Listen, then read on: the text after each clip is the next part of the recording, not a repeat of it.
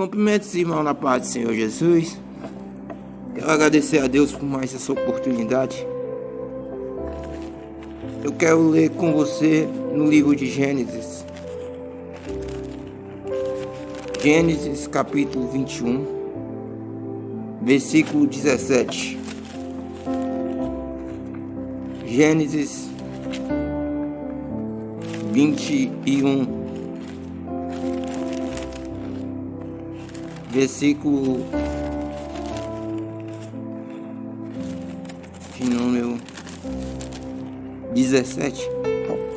Ouviu Deus a voz do menino e bradou, o anjo de Deus, e Agar desde os céus, e disse-lhe: Que tens? Agar, não tema, porque Deus ouviu a voz do moço desde o lugar onde está. Amém?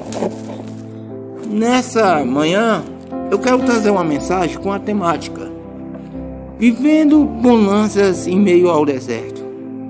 A pergunta que não cala a voz desse jovem pregador: se tem como viver bonanças em meio ao deserto. Lembrando que Deus, toda vez que nos leva ao deserto, é a fim de nos preparar, é a fim de nos provar e a fim de nos capacitar. Mas durante o deserto existe como viver bonanças, porque na Bíblia Sagrada nos prova isso.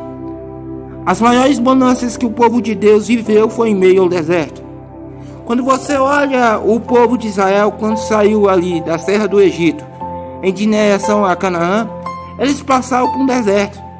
Só que lá, meu irmão, eles tinham maná, lá eles via a rocha jorrar água, lá eles via a provisão de Deus acontecendo na vida deles diariamente. Quando nós vamos para o livro de Mateus, capítulo de número 14, a gente vamos entender que João Batista morreu, a partir do versículo 1, tá? Quando João Batista ele falece, a Bíblia diz que Jesus se retirou e vai para o deserto. Quando ele chega lá, tem uma multidão. Então Jesus começa a ensinar. Ele multiplicou os pães e peixes do deserto. Veja, Jesus primeiro ensinou e depois supriu a necessidade daquele povo. Então é no meio do deserto que várias bonanças na nossa vida acontecem. O deserto não mata, quede. O deserto fortalece. Quando entramos no livro do Gênesis, capítulo 21, a partir do versículo de número 17, vamos entender que Abraão tinha uma serva. Essa serva se chamava Agar. E Agar tinha um filho dele, chamado Ismael. O Isaac nasceu, o filho da promessa de Abraão. Porque quem lê Bíblia sabe que Deus faz uma promessa a Abraão que ele ia gerar. Sara já com a idade de 100 anos, de 90 anos, e Abraão com 100 anos, ele gera Isaac. E a Bíblia diz que Sara chega para Abraão e disse: não é bom que essa mulher fique na mesma casa que eu, porque ela não vai herdar a bênção juntamente comigo. Então Agar vai ter que sair. E Agar vai para o deserto com o menino. Quando eu li essa história pela primeira vez, eu chorei. Por que Agar vai para o deserto? Por que Deus colocou Agar lá? Isso daí são perguntas que a gente se pergunta. E Agar está no deserto. Só que a água acaba. E nós devemos entender que ela está levando um menino da faixa de 7 anos a 8 anos.